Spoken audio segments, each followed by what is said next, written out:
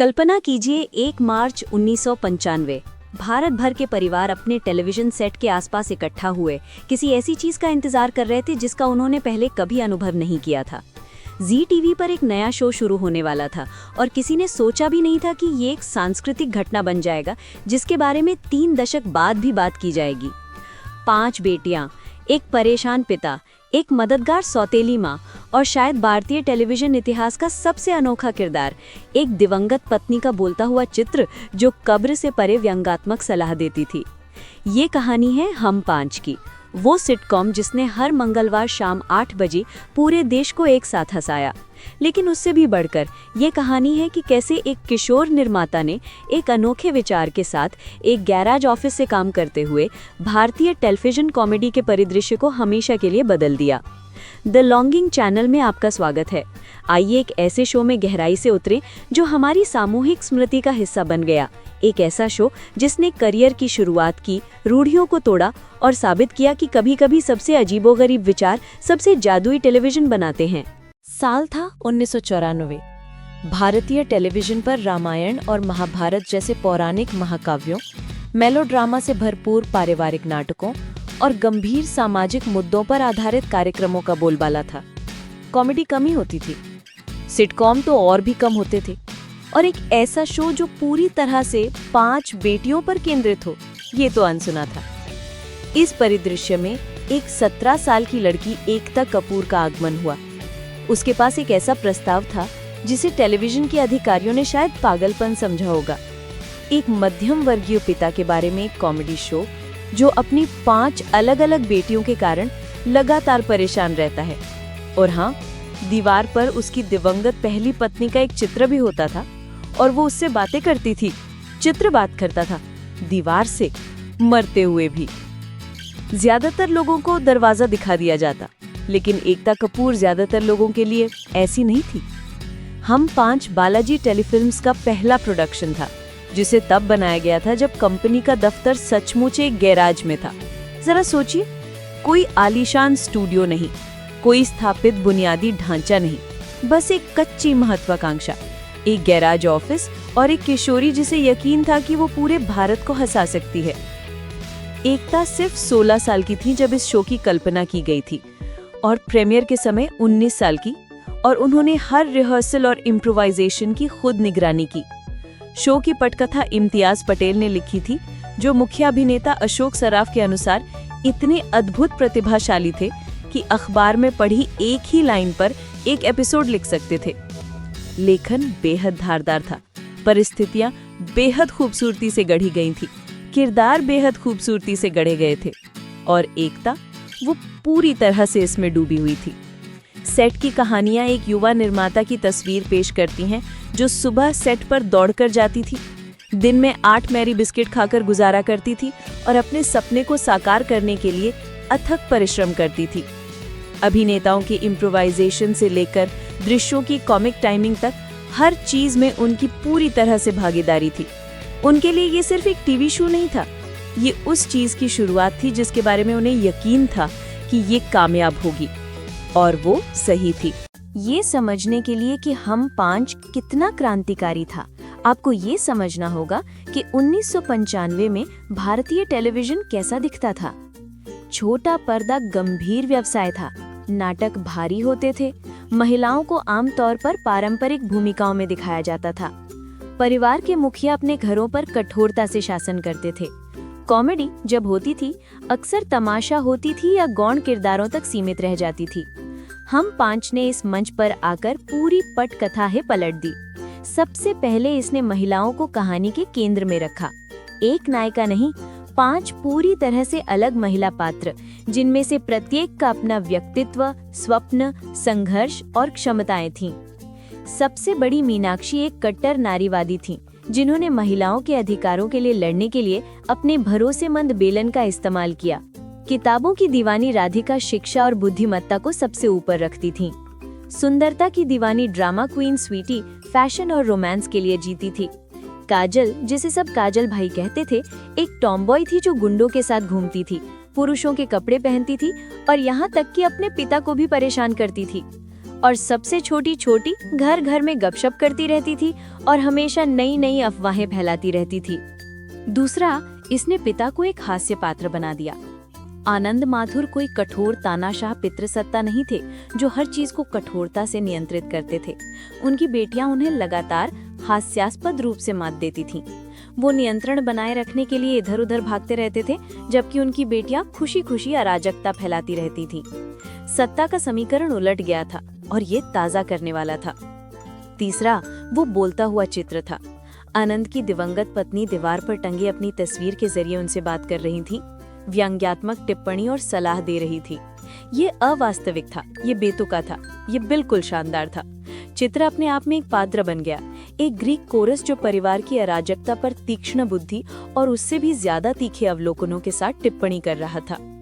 और चौथा, ये शो पूरी तरह से परिस्थिति जन्य कॉमेडी था। कोई मेलोड्रामा नहीं, कोई अनावश्यक आंसू नहीं, कोई कहानी हफ्तों तक नहीं खींची गई। हर एपिसोड अपने आप में संपूर्ण था। 20 से 22 मिनट की शुद्ध हंसी। आप एक एपिसोड मिस करके बिना खोए दोबारा देख सकते थे। आप इसे अपने माता पिता, दादा दादी, बच्चों के साथ देख सकते थे। ये सच्चे अर्थों में पारिवारिक मनोरंजन था। इस शो ने आनंद की दूसरी पत्नी और 3 बड़ी बेटियों की सौतेली माँ बीना माथुर के साथ भी कुछ क्रांतिकारी किया। शुरुआत में बीना ने आनंद से शादी की और पहले हुए अपमान का बदला लेने के इरादे से अंततः 5 बेटियों से प्यार करने लगी और उनकी सबसे बड़ी समर्थक बन गई। ऐसे समय में जब भारतीय टेलीविजन दुष्ट सौतेली माओं के किरदारों से भरा पड़ा था, हम 5 ने हमें एक ऐसी सौतेली माँ दी जो अपनी बेटियों की बेतुकी चालों को प्यार करती थी, उनका साथ देती थी और उन्हें प्रोत्साहित भी करती थी। ये एक ऐसा चित्रण था जिसने बिना किसी बड़ी बात के रूढ़िवादिता को तोड़ा। हम 5 का जादू सिर्फ इसकी अवधारणा या लेखन में नहीं था, ये उन लोगों में था जिन्होंने इन किरदारों को जीवंत किया। अशोक सराफ, जो पहले से ही मराठी सिनेमा के सुपरस्टार हैं और 200 से ज्यादा फिल्में कर चुके हैं, ने आनंद माथुर की भूमिका निभाई। उन्हें पहले से ही मराठी सिनेमा का मामा और महानायक कहा जाता था। एक ऐसा हास्य कलाकार जो सिर्फ चेहरे के भाव से दर्शकों को हंसा सकता था। लेकिन उनके इस फैसले को खास बनाने वाली बात ये थी कि उन्होंने एक 17 साल के नए निर्माता के साथ काम करने के लिए हामी भरी। लोगों को इस प्रोजेक्ट पर इतना भरोसा था। सराफ ने इस भूमिका में बेजोड़ कॉमिक टाइमिंग का इस्तेमाल किया, जिससे आनंद माथुर बेहद बेबस और बेहद प्यारे लग रहे थे। उनका बीना वाला अंदाज मशहूर हो गया। उनके गुस्से भरे हाव भाव मीम्स बनने से पहले ही मीम्स बन गए। प्रिया तेंदुलकर, जिन्होंने आनंद की पहली पत्नी का किरदार निभाया था, पहले से ही एक प्रभावशाली अभिनेत्री थी, जिन्हें शो रजनी में अपनी अभूतपूर्व भूमिका और महान नाटककार विजय तेंदुलकर की बेटी के रूप में जाना जाता था। एक ऐसे किरदार को निभाना जो तकनीकी तौर पर तो मृत था, लेकिन पूरी तरह से जीवित था, शायद इस शो का सबसे चुनौतीपूर्ण किरदार था। और उन्होंने हर फ्रेम में गर्मजोशी, चुलबुलापन और तीक्ष्ण बुद्धि का परिचय दिया। दुर्भाग्य से प्रिया तेंदुलकर का 2002 में कैंसर से जूझने के बाद सिर्फ 48 साल की उम्र में निधन हो गया। लेकिन एक निडर अभिनेत्री के रूप में उनकी विरासत आज भी प्रेरणा देती है। बीना माथुर का किरदार निभाने वाली शोमा आनंद ने अपने करियर की शुरुआत ऋषि कपूर के साथ फिल्म बारूद से की थी। उनके लिए हम 5 उनकी पहली प्रमुख कॉमेडी भूमिका थी और उन्होंने इसे बखूबी निभाया। बीना एक ऐसी शांत सौतेली माँ बन गईं जिसकी हर कोई कामना करता। अपनी बेटियों के पागलपन का साथ देते हुए, किसी तरह परिवार को एकजुट रखते हुए, बेटियों को उन अभिनेत्रियों ने जीवंत किया जो घर घर में जानी मानी हस्तियां बन गई थी। वंदना पाठक ने हम 5 में मीनाक्षी के रूप में अपने अभिनय करियर की शुरुआत की। बेलन वाली नारीवादी योद्धा की उनकी भूमिका प्रतिष्ठित बन गई थी। वंदना खुद एक हास्य कलाकार के रूप में जानी गई और बाद में उन्होंने खिचड़ी में जयश्री का किरदार निभाया। अब राधिका के बारे में कुछ दिलचस्प बातें जान लीजिए। शो के पहले साल में ये भूमिका मूल रूप से अमिता नांगिया ने निभाई थी। अमिता तारा शो से टेलीविजन पर अपनी पहचान बना चुकी थी, लेकिन 1 साल बाद कलाकारों में बदलाव हुआ जिसने बॉलीवुड के इतिहास को बदल दिया। एक युवा अभिनेत्री ने राधिका के रूप में अमिता नांगिया की जगह ली और ये उनकी पहली पेशेवर भूमिका थी। उनका नाम था विद्या बालन। एकता कपूर ने उन्हें व्यक्तिगत रूप से बुलाया और ये भूमिका ऑफर की। विद्या की माँ इस शो की बहुत बड़ी प्रशंसक थीं, इसलिए वो इसका हिस्सा बनकर बहुत खुश थीं। और जहाँ किताबों में खोई राधिका के किरदार में वो कमाल की थीं, वहीं किसी ने सोचा भी नहीं था कि ये किशोरी आगे चलकर बॉलीवुड की सबसे बड़ी स्टार्स में से एक बनेंगी। परिणीता, द डर्टी पिक्चर, कहानी और तुम्हारी सुलू जैसी फिल्मों की पावर हाउस। हम 5 से ही ये सब शुरू हुआ था। राखी टंडन, जिन्हें अब राखी विजान के नाम से जाना जाता है, ने स्वीटी को जीवंत कर दिया। खूबसूरती की दीवानी, ड्रामा पसंद करने वाली ये बहन अपनी नाटकीय हरकतों और अंतहीन रोमांटिक योजनाओं से प्रशंसकों की पसंदीदा बन गई। भैरवी रायचुरा ने काजल बाई के रूप में अपने अभिनय की शुरुआत की, जो एक टॉमबॉय थी जो अपने सख्त रवैये और चालाक तरीकों से सबको परेशान कर देती थी। और परिवार में छोटी प्रियंका मेहरा ने छोटी का किरदार निभाया, जो गपशप करने वाली रानी थी और हमेशा सबके कामों की खबर रखती थी। हम 5 सिर्फ सफल नहीं हुआ, ये एक परिघटना बन गया। ये एक साझा सांस्कृतिक अनुभव बन गया जो सभी आयु समूहों और पृष्ठभूमियों से ऊपर उठ गया। ये शो 1995 से 1999 तक चला। 4 शानदार साल जिनमें शुद्ध हास्य के 345 एपिसोड तैयार हुए। इस शो ने न केवल भारत में बल्कि विदेशों में भी शानदार प्रदर्शन किया। हालांकि उस दौर के सटीक टीआरपी आंकड़े अलग अलग थे, फिर भी शो ने अपने पूरे दौर में मजबूत रेटिंग बनाए रखी। और शायद इससे भी महत्वपूर्ण बात ये कि इसने कुछ ऐसा बनाया जो पैसों से खरीदा नहीं जा सकता, सांस्कृतिक प्रभाव। इसने जी टीवी को कॉमेडी का एक पावर हाउस चैनल बना दिया। इसने बालाजी टेलीफिल्म्स को एक ऐसे प्रोडक्शन हाउस के रूप में स्थापित किया जो हिट फिल्में दे सकता था। और इसने साबित कर दिया कि भारतीय टेलीविजन पर अच्छी कॉमेडी के लिए एक विशाल भूखा दर्शक वर्ग मौजूद है। लेकिन हम 5 को सिर्फ इसलिए खास नहीं बनाया क्योंकि इसने लोगों को हंसाया, बल्कि ये था कि इस शो ने बिना कोई बड़ा बखेड़ा किए क्या कहा। एक ऐसे दशक में जब टेलीविजन पर महिलाओं को अक्सर आत्मत्यागी, पारंपरिक और घरेलू भूमिकाओं तक सीमित दिखाया जाता था, हम 5 ने हमें 5 बेटियां दी जो बेबाकी से अपनी पहचान रखती थीं। मीनाक्षी ने महिलाओं के अधिकारों के लिए लड़ाई लड़ी और इसके बारे में खुलकर बोलने से नहीं हिचकिचाई। राधिका शिक्षा और बुद्धिमत्ता को महत्व देती थी। काजल भाई पुरुषों के कपड़े पहनती थी और जिससे चाहती थी उसके साथ घूमती थी। वे परिपूर्ण नहीं थी, वे अराजकता फैलाती थी, वे गलतियां करती थी, लेकिन उनमें क्षमता थी, उनके सपने थे। उनका व्यक्तित्व किसी की बेटी या होने वाली पत्नी होने से कहीं आगे था। इस शो में एक ऐसे पिता को दिखाया गया था जो हमेशा सही नहीं होता था। आनंद माथुर कमजोर थे, कभी कभी नासमझ और अक्सर अपनी बेटियों से मात खा जाते थे। वे कोई तानाशाह नहीं थे जो ऊपर से ज्ञान बांटते हों। वे एक इंसान थे, उनमें खामियां थीं और अपनी बेटियों को समझने की पूरी कोशिश करते थे, तब भी जब वे उन्हें पागल कर देती थी। 90 के दशक में भारतीय टेलीविजन के लिए ये एक क्रांतिकारी बदलाव था। और फिर बीना थी, सौतेली माँ जिन्होंने हर रूढ़िवादिता को तोड़ा। वो अपनी सौतेली बेटियों को सिर्फ बर्दाश्त नहीं करती थी, वे उनसे प्यार करती थीं, उनकी साजिशों का समर्थन करती थी और अक्सर आनंद के खिलाफ उनका पक्ष लेती थी। शो ने इस बारे में कभी कोई बड़ा बयान नहीं दिया। इसने बस एक मिला-जुला परिवार दिखाया जो काम करता था, एक दूसरे से प्यार करता था, जो इस उथल-पुथल के बावजूद एक दूसरे का साथ देता था। शो ने बहनचारे को उसकी सारी अस्त-व्यस्त खूबसूरत शान के साथ भी मनाया। ये 5 लड़कियां आपस में लड़ती थी, वे प्रतिस्पर्धा करती थी, वे एक दूसरे को परेशान करती थी, लेकिन जब जरूरत होती थी तो वे एक दूसरे के लिए मौजूद थी। ये जटिलता, ये दिखाना कि आप अपने भाई बहनों से प्यार तो कर सकते हैं, साथ ही कभी-कभी उनका गला भी घोंटना चाह सकते हैं, असली लगती थी। ऐसा लगता था जैसे असली परिवार हो। 6 साल तक प्रसारण बंद रहने के बाद कुछ ऐसा हुआ जो भारतीय टेलीविजन में कम ही देखने को मिलता है। हम 5 2005 में अपने दूसरे सीजन के साथ लौटा, जो 2006 तक प्रसारित हुआ। माथुर परिवार वापस आ गया था। जब दूसरा सीजन शुरू हुआ, आनंद और उनका परिवार अमेरिका में एक लंबे प्रवास से लौट रहे थे। समय आगे बढ़ चुका था। 2 बड़ी बेटियों मीनाक्षी और राधिका की अब शादी हो चुकी थी। मीनाक्षी की शादी पुरुष से हो चुकी थी, जिस पर वो बेरहमी से हुक्म चलाती थी। मीनाक्षी के पारंपरिक अंदाज में उसके साथ नौकरों जैसा व्यवहार करती थी।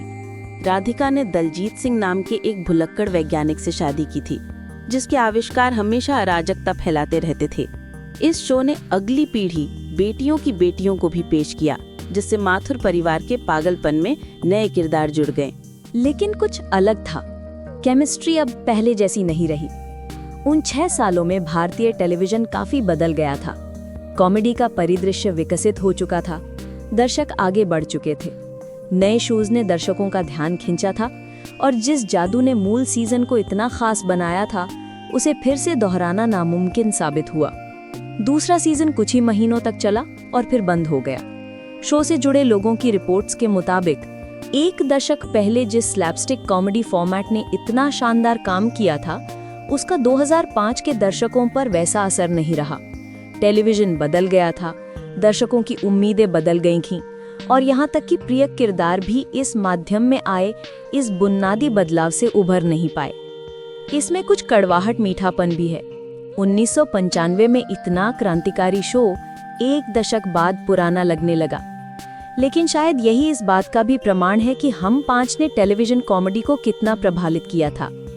इस शो की उपलब्धियों की वजह से ही इस शैली का विकास हुआ। 1 मार्च 2025 को कुछ अनोखा हुआ। हम 5 ने अपनी 30वीं सालगिरह मनाई। एकता कपूर ने शो की शुरुआती क्रेडिट्स का एक थ्रोबैक वीडियो शेयर किया जिसके कैप्शन में लिखा था, 19 साल की उम्र में मैंने क्या क्या किया, कॉमेडी ड्रामा से पहले आई, अब 30 साल हो गए हैं। 3 दशक। जी टीवी पर 5 बेटियों और एक अभिभूत पिता को पहली बार देखे हुए 30 साल हो गए। एक बोलती तस्वीर को भारतीय टेलीविजन दर्शकों को दोबारा देखने पर मजबूर किए हुए 30 साल हो गए। एक गैरेज ऑफिस प्रोडक्शन हाउस द्वारा एक टेलीविजन साम्राज्य शुरू किए हुए 30 साल हो गए। और खास बात यह है कि ये शो आज भी चल रहा है। नई पीढ़ियां स्ट्रीमिंग प्लेटफॉर्म के जरिए माथुर परिवार को जान रही हैं। यूट्यूब ऐसे क्लिप से भरा पड़ा है जिन्हें लाखों बार देखा गया है। जो लोग इस शो के पहली बार प्रसारित होने के समय पैदा भी नहीं हुए थे, वे आनंद के गुस्से, मीनाक्षी के नारीवाद, स्वीटी के नाटक, काजल भाई के अकड़ और दीवार पर लगे उस व्यंग्यात्मक चित्र पर हंस रहे हैं। यही एक सच्चे क्लासिक की पहचान है। ये सिर्फ एक पीढ़ी का मनोरंजन ही नहीं करता, ये कालातीत हो जाता है। हम 5 ने भारतीय टेलीविजन को कुछ जरूरी सबक सिखाए। इसने साबित किया कि दर्शक अच्छी कॉमेडी के भूखे हैं। इसने दिखाया कि महिला प्रधान शो रेटिंग्स में छा सकते हैं और सांस्कृतिक परिघटना बन सकते हैं। इसने ये भी दिखाया कि दर्शकों को बांधे रखने के लिए आपको मेलोड्रामा या त्रासदी की जरूरत नहीं है, बस अच्छी लेखनी, दमदार किरदार और बेजोड़ कॉमिक टाइमिंग की। इस शो ने ऐसे करियर शुरू किए जो आज भी मजबूती से चल रहे हैं। अशोक सराफ मराठी और हिंदी दोनों सिनेमा में काम करते हैं और 2025 में उन्हें भारत के 4थे सबसे बड़े नागरिक सम्मान पद्मश्री से सम्मानित किया गया। विद्या बालन बॉलीवुड की सबसे सम्मानित अभिनेत्रियों में से एक बन गई। वंदना पाठक खिचड़ी और उसके बाद कॉमेडी आइकन बन गई। भैरवी रायचुरा ने 24 फ्रेम्स नाम से अपना खुद का प्रोडक्शन हाउस भी शुरू किया, जो सफल शो और वेब सीरीज बनाता है। लेकिन शायद सबसे जरूरी बात, हम 5 ने हमें कुछ अनमोल दिया, यादें। उन साधारण दिनों की यादें जब पूरा परिवार एक टेलीविजन सेट के इर्द गिर्द इकट्ठा होता था। पेट में दर्द होने तक हंसने की यादें। उन किरदारों की यादें जो आपके अपने अजीबोगरीब रिश्तेदारों जैसे लगते थे। मंगलवार की शाम की यादें जो माथुर परिवार और उनकी खूबसूरत अराजकता से जुड़ी थी। स्मार्टफोन, नेटफ्लिक्स और स्ट्रीमिंग के दौर से पहले टेलीविजन में पूरे परिवारों को एक साथ लाने की ताकत थी और हम 5 सही मायनों में टेलीविजन का एक बेहतरीन मंच था। आप इसे मिस नहीं करना चाहते थे। आप ये देखने के लिए बेताब रहते थे कि बेटियां आगे क्या धमाल मचाएंगी। आप आनंद की प्रतिक्रियाओं, बीना के अपनी बेटियों के समर्थन और उस तस्वीर की व्यंग्यात्मक टिप्पणियों का बेसब्री से इंतजार करते थे। ये शो हमें याद दिलाता है कि कॉमेडी सिर्फ लोगों को हंसाने के बारे में नहीं है। ये दर्शकों के सामने जिंदगी को इस तरह से पेश करने के बारे में है कि वे खुद को देख सकें। हर परिवार में अराजकता होती है। हर माता पिता कभी कभी खुद को बहुत परेशान महसूस करते हैं। हर भाई बहन के रिश्ते की अपनी जटिलताएं होती हैं। हम 5 ने इन सार्वभौमिक सत्यों को लिया और उन्हें कॉमेडी के सोने में बदल दिया। और ये सब उसने चुपचाप सीमाओं को तोड़ते हुए किया, उन महिलाओं का जश्न मनाते हुए जो बेबाकी से खुद को जीती थीं। एक ऐसे पिता को दिखाते हुए जो कमजोर और इंसान था, सौतेली माँओं और मिश्रित परिवारों के बारे में रूढ़ियों को तोड़ते हुए। ये शो क्रांतिकारी था, क्रांतिकारी होने के लिए खुद की पीठ थपथपाने से कभी नहीं रोका। ये सिर्फ कहानियां सुनाता था, हंसी पैदा करता था और पात्रों को वैसा ही रहने देता था जैसा वे थे। तो हमें कमेंट में बताइए आपका पसंदीदा हम 5 वाला पल कौन सा है। आप किस बेटी से सबसे ज्यादा जुड़ाव महसूस करती हैं? क्या आपको लगता है कि आधुनिक टेलीविजन को ऐसे और शोज की जरूरत है जो पूरे परिवार को एक साथ लाएं? और अगर आप 90 के दशक के कॉमेडी शोज का एक पहलू वापस ला सकें तो वो क्या होगा? अगर आपको भारतीय टेलीविजन के सबसे पसंदीदा सिटकॉम में से एक में गहराई से उतरना पसंद आया तो लाइक बटन दबाना ना भूलें और इस वीडियो को उन सभी के साथ शेयर करें जिन्हें अपने परिवार के साथ हम 5 देखना याद है। और द लॉन्गिंग चैनल को सब्सक्राइब जरूर करें और घंटी बजाएं, क्योंकि हम आपके लिए और भी पुरानी यादें ताज़ा करने वाले सफर लेकर आ रहे हैं, उन शोज, फिल्मों और उन सांस्कृतिक पलों का जश्न मनाते हुए जिन्होंने हमें आकार दिया है। ये द लॉन्गिंग चैनल है जो आपको याद दिलाता है कि कभी कभी सबसे अच्छी यादें एक टेलीविजन सेट के इर्द गिर्द बनती हैं, जहां 5 बेटियों और उनके बेहद भावुक पिता के साथ हंसते हंसते हम साथ साथ हंसते हैं। अगली बार तक के लिए उन यादों को जिंदा रखें।